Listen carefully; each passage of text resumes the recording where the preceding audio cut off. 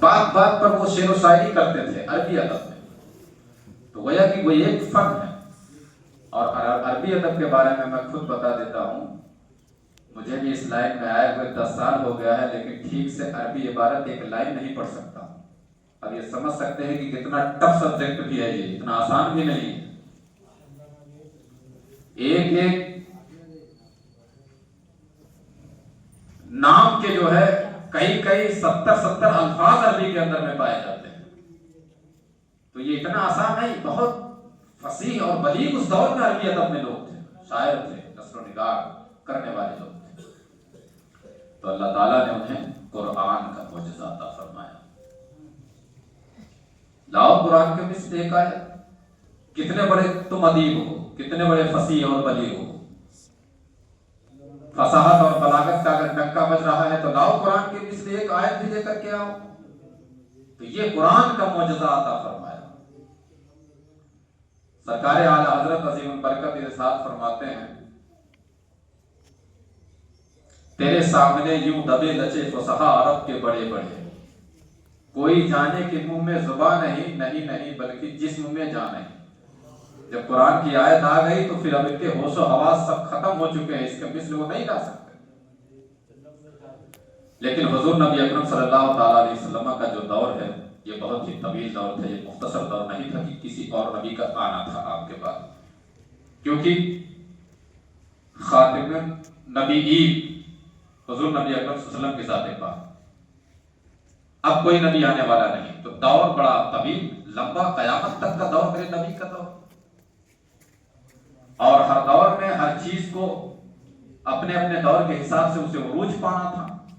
اس لیے آقا کریم صلی اللہ تعالیٰ، اس لیے اللہ رب العزت نے نبی کریم صلی اللہ علیہ وسلم کو کئی معجزات عطا فرمائے، تاکہ ہر دور کا امتی نبی کا چاہنے والا، نبی کو ماننے والا، ہر دور کا امتی اپنے زمانے کی اٹھان کو دیکھے اور نبی کے معجزات کی فہرست کو دیکھے. تو وہ اپنے زمانے کی اٹھان کو جو دیکھے گا تو نبی کا کوئی نہ کوئی معجزہ اس کے دور کے فخر اور اٹھان کو توڑتا ہوا نظر آئے گا. تو قرب قیامت کے اندر میں سائنس کو بھی عروج پانا تھا، چاند پر اس کو پہنچنا تھا، اور نہ جانے سائنسی کتنی تکنیکیں اس کو ایجاد کرنا تھا، بہت کچھ تھا. تو اس لیے اللہ رب العزت نے آقا کریم صلی اللہ تعالیٰ علیہ وسلم کو معراج کا معجزہ عطا فرمایا. اور نبی اکرم صلی اللہ تعالیٰ علیہ وسلم وہاں پر گئے کہ جہاں کسی کی سوچ اور فکر بھی نہیں جا سکتی. سرکار اعلیٰ حضرت کہتے ہیں کوئی حد ہے ان کے عروج کی، بلغ العلا بکمالہ کشفت دجا بجمالہ حسنت جمیع خصالہ صلوا علیہ وآلہ. تو نبی اکرم صلی اللہ تعالیٰ علیہ وسلم کو پھر یہ معجزہ عطا کیا گیا. تو ہمیں اور آپ کو، نبی کے چاہنے والے امتیوں کو، کبھی زمانے والوں کی نئی تکنیک اور ٹیکنالوجی کے سامنے مایوس نہیں ہونا چاہیے. کیونکہ اگر آپ نبی کے معجزات کو دیکھیں گے، اور مایوس کی کیا بات ہے یار، جو چاند پر 3,84,088 کلومیٹر نہ جانے کیا ہے، کتنی مسافت، 3 دن 4 دن 1969 کے اندر میں جو پہنچنے میں پہلی مرتبہ لگا. جو لوگ بتاتے ہیں حقیقت کیا ہے وہ تو میں بھی نہیں جانتا.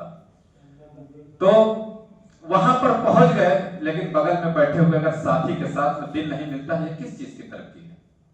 میرے نبی نے تو 100 سال کے ٹوٹے اور بکھرے ہوئے قبیلوں کو ایک ساتھ میں جوڑ دیا تھا، جن کے اندر نفرتیں، عداوتیں، بغض اور عناد بھرا ہوا تھا. ان کو میرے نبی نے تو بھائی بھائی بنا دیا تھا. ترقی اس کو کہتے ہیں. یہ ترقی نہیں ہے کہ منزلیں تو طے کر لو مگر بغل میں بیٹھے ہوئے ساتھی کے ساتھ میں دوستی نہ ہو سکے اور اس کے بارے میں دغابازی ہو، پروپیگنڈا رچا جائے، اس کے ساتھ سازشیں کی جائے. مطلب یہ ہے کہ اچھی باتیں بھی اگر بری لگنے لگے تو سمجھ لو کہ دل مردہ ہو چکا ہے. آقا کریم صلی اللہ تعالیٰ علیہ وسلم کا جو فرمان ہے، اور غالباً کسی ایک بزرگ نے یہ کہا ہے کہ اگر علماء کی باتیں اچھی نہ لگے تو سمجھ لو کہ دل مردہ ہو چکا ہے. اچھی نہ لگے، بری لگے، اور اس کے اپوزٹ نہ جانے کیسے کیا کیا جائے. مطلب ایمان کو اپنے برباد کر لو گے کسی کو جلانے کے لیے. ایمان کی بربادی یہ تمہاری ہوگی یا کسی اس شخص کی نہیں ہوگی اگر کوئی عالم دین دین کی باتیں کرے اور وہ بری لگنے لگے۔ آقا کریم صلی اللہ علیہ وسلم کے سامنے بھی ابو جہل جیسے نہ جانے کتنے شیطان تھے۔ تو ضروری یہ ہے کہ ہم جو کام کر رہے ہیں وہ کس حد تک صحیح ہے اور ہمیں کیا کرنا چاہیے، ہمارا دین، ہمارا شریعت، ہمارا اسلام کیا ہمیں کہہ رہا ہے، میرے آقا نبی اکرم صلی اللہ علیہ وسلم اور ہمارے اسلاف کی قربانیاں کیا نہیں ہیں۔ لیکن اگر بغض و عناد میں آ کر کے آپ اس سے خلاف کام کر رہے ہیں، یہ سمجھ لیں کہ آپ غلط راستے کے مسافر ہیں۔ آقا کریم صلی اللہ علیہ وسلم نے ارشاد فرمایا کہ جب بے حیائی اور برائی عام ہو جائے تو اس وقت جو ہے جوان موتیں ہوں گی، جوان موتیں ہوں گی اس وقت جب بے حیائی برائی عام ہو جائے، اور ایسی ایسی بیماریاں آئیں گی کہ کوئی ڈاکٹر بھی اس کا علاج نہیں کر سکتا۔ تو اس بے حیائیوں کو اپنے قریب بھی کبھی آنے مت دو، ورنہ آپ اپنی زندگی کو خطرات میں ڈال رہے ہیں، اور یہ چند دن کی زندگی ہے۔ جب تک بازوؤں میں دم ہوتا ہے، خون گرم ہوتا ہے، تب تک حرکتیں ہوتی ہیں، لیکن جب کردار اچھے نہیں ہوتے ہیں، جب بڑھاپا آتا ہے، بدن کمزور ہوتا ہے، وہی اولادیں لاٹھی لے کر کے اٹھتی ہیں اور توڑنا بھی شروع کرتی ہیں، اس لیے کہ تربیت ہی نہیں دی گئی تھی۔ تو یہ ضروری ہے۔ تو خیر، میں بتانا یہ چاہتا ہوں کہ حضور نبی اکرم صلی اللہ تعالیٰ علیہ وسلم کو اللہ رب العزت نے وہ معجزات عطا فرمائے، اور کہ تاکہ میرا چاہنے والا، میرا امتی جب اپنے دور کے فخر کو دیکھے یا سائنسی ٹیکنالوجی کو دیکھے اور نبی کے معجزات کو دیکھے تو اسے اندازہ لگ جائے کہ سائنسداں کی گمان بھی وہاں تک نہیں جا سکتا میرے نبی کے جہاں پر قدم پہنچے ہوئے ہیں، وہاں تک سائنسوں کا گمان، وہم اور خیال بھی نہیں جا سکتا۔ سرکار اعلیٰ حضرت کہتے ہیں خیرت سے کہہ دو کہ سر جھکا لے، گما سے گزرے گزرنے والے۔ اور علامہ اقبال کیا کہتے ہیں، صبح ازل مجھ سے یہ جبرائیل نے کہا، جو عقل کا غلام ہو وہ دل نہ کر قبول، جو عقل کا غلام ہو جائے اس دل کو قبول نہ کرو، کیونکہ لوگ ہمیشہ عقل سے سوچنے کی کوشش کرتے ہیں، کبھی دل کو جھانکتے نہیں ہیں۔ سائنس کہتی ہے کہ دل کے اندر بھی فیصلے کرنے والے نیورون پائے جاتے ہیں، آج کی یہ نئی تحقیق ہے۔ لہم قلوب لا یفقہون بہا، قرآن کہتا ہے ان کے پاس دل ہے لیکن وہ سمجھتے نہیں، وہ سمجھتے نہیں ہیں۔ تو عزیزان ملت اسلامیہ، تو یہ دل بھی ہے، تو بتایا یہ جا رہا ہے، اور ہمیں اس بات کو سمجھنا ہوگا کہ عقل کا ہمیشہ استعمال نہ کیا جائے۔ ہماری عقل محدود ہے، ہم ایک معمولی مخلوق ہے۔ جس رب نے اس کائنات کو بنایا ہے اس ذات کے بارے میں ہم کبھی سوچ سکتے ہیں؟ خیال بھی ہمارا نہیں جا سکتا ہے۔ تو ان کی بات یہی کہتا ہے کہ روز ازل مجھ سے یہ جبرائیل نے کہا، جو عقل کا غلام ہو وہ دل نہ کر قبول۔ عشق کی دیوانگی طے کر گئی کتنے مقام، عشق کی دیوانگی طے کر گئی کتنے مقام، عقل جس منزل میں تھی اب بھی اسی منزل میں ہے۔ اسی پہ اعلیٰ حضرت کہتے ہیں کہ خیرت سے کہہ دو، اس سوچ سے کہہ دو، میں یہاں پر بیٹھا ہوں، ابھی سوچ لوں فوراً یوپی نکل جاؤں گا، بہار نکل جاؤں گا کہ میں تو وہاں پر ہوں۔ سوچ کی یہ رفتار ہے، لیکن یہ بھی ایک جگہ کم توڑ دیتی ہے۔ خیرت سے کہہ دو کہ سر جھکا لے، گما سے گزرے گزرنے والے، یہاں خود پڑے ہیں جہت کو لالے، کوئی کیا بتائے کدھر گئے تھے، سراغ عین و متا کہاں تھا، نشان کیف و علا کہاں تھا، نہ کوئی ساتھی نہ کوئی راہی، نہ سنگ منزل نہ مرحلے تھے۔ گمان انکا کے جھوٹے نکتوں تم اول آخر کے پھیر میں ہو،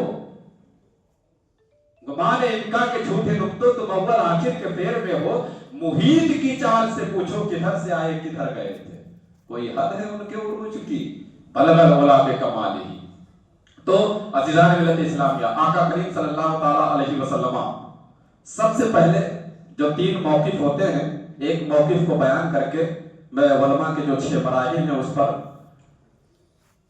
وقت تو بہت تیزی کے ساتھ میں نکل گیا ہے، 25 ہو رہا ہے، درست شریف پڑھنے، اللہم صلی علی سیدنا مولانا محمد و بارک وسلم، صلاۃ و سلام علیکہ یا رسول اللہ صلی اللہ تعالیٰ علیہ وسلم۔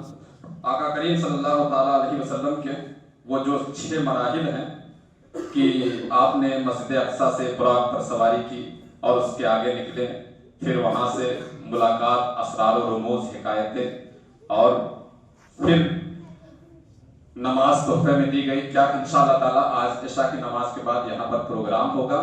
اگر نبی کا عشق ہے اور اپنے محبت میں مزید اگر اضافہ پیدا کرنا ہے تو یہ محال ہے, یہ عادتاً محال ہے, ایسا دیکھا نہیں گیا ہے. تو آج سے 200 سال پہلے اگر کوئی کسی سے کہتا کہ اتنا ٹن من کا لوہا آسمان میں بھڑبڑا رہا ہے, 365 70 400 اس میں سواری ہے, سب اپنے اپنے سامان سفر باندھے ہوئے اس میں رکھے ہوئے اور اپنے منزل کی طرف رواں دواں ہے, ٹیک اپ بھی ہے, لینڈنگ بھی ہے, تو کیا کوئی ماننے کو تیار ہوتا کہ لوہا آسمان میں بھڑبڑائے گا؟ 200 سال پہلے کوئی عقل ماننے کو تیار نہیں تھی, اس لیے کہ عادتاً ایسا ہوا ہی نہیں تھا, کسی نے دیکھا ہی نہیں تھا. لیکن جب سائنس نے ترقی کی, جہاز بنا کر کے آسمان میں اڑایا تو لوگوں نے مان لیا. تو اسی طریقے سے معراج یہ محال نہیں ہے.